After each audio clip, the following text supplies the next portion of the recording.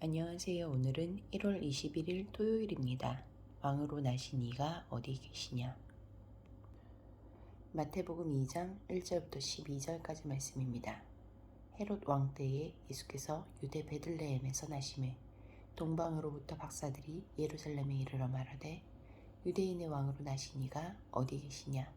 우리가 동방에서 그의 별을 보고 그에게 경배하러 왔노라 하니 헤롯 왕과 온 예루살렘이 듣고 소동한지라. 왕이 모든 대제사장과 백성의 서기관들을 모아 그리스도가 어디서 나겠느냐 물으니 이르되 유대 베들레헴이요 이는 선지자로 이렇게 기록된 바 또 유대 땅 베들레헴아 너는 유대 고을 중에서 가장 작지 아니하도다. 내게서 한 다스리는 자가 나와서 내 백성 이스라엘의 목자가 되리라 하였음이니이다. 이에 헤롯이 가만히 박사들을 불러 별이 나타난 때를 자세히 묻고 베들레헴으로 보내매 이르되 가서 아기에 대하여 자세히 알아보고 찾거든 내게 고하여 나도 가서 그에게 경배하게 하라. 박사들이 왕의 말을 듣고 갈새 동방에서 보던 그 별이 문득 앞서 인도하여 가다가 아기 있는 곳 위에 머물러 서 있는지라. 그들이 별을 보고 매우 크게 기뻐하더라.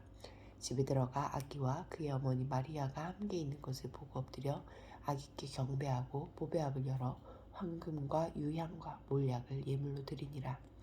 그들은 꿈에 헤롯에게로 돌아가지 말라 지시하심을 받아 다른 길로 고국에 돌아가니라. 1절과 5절 6절 말씀에서 예수님은 어떤 분입니까? 선지자의 예언대로 유대인의 왕으로 이스라엘의 목자로 오셨습니다. 하지만 나신 곳은 성전이 있는 예루살렘이 아닌 유대의 작은 마을 베들레헴입니다. 큰 중심에서 모든 것이 시작되고 집중되는 세상의 통념을 깨뜨린 출현이었습니다. 이 전격적인 출현을 통해 세상의 가치와 질서를 전복할 새로운 질서와 새로운 시대를 예고하고 있습니다. 모두가 중심이 되고 중심에 서고 싶어하는 시대에 내 시선과 삶의 방향은 어디를 향하고 있습니까? 어디에 사는지보다 더 중요한 물음은 어디에 마음을 두며 사는지입니다. 2절과 4절 말씀에서 나에게 주시는 교훈은 무엇입니까? 동방에서 온 박사들도 왕이 태어난 곳을 묻고 헤롯도 그리스도가 나신 곳을 묻습니다. 질문은 같았지만 동기는 달랐습니다. 동방 박사들은 경배하기 위해 찾았지만 헤롯은 죽이려고 찾았습니다. 주님은 오늘 우리에게도 주님을 찾는 이유를 물으십니다. 나의 아성을 쌓기 위한 것입니까? 주의 나라를 세우기 위한 것입니까?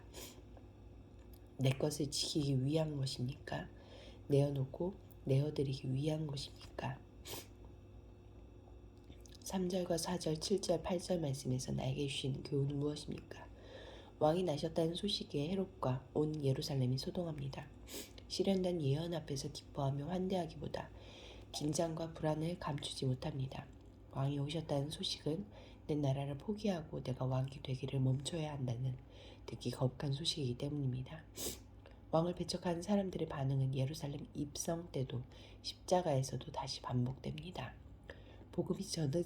복음이 전해지는 곳에 늘 긴장과 갈등이 생기는 까닭은 그만큼 복음이 우리에게 철저한 결단을 요구하기 때문입니다.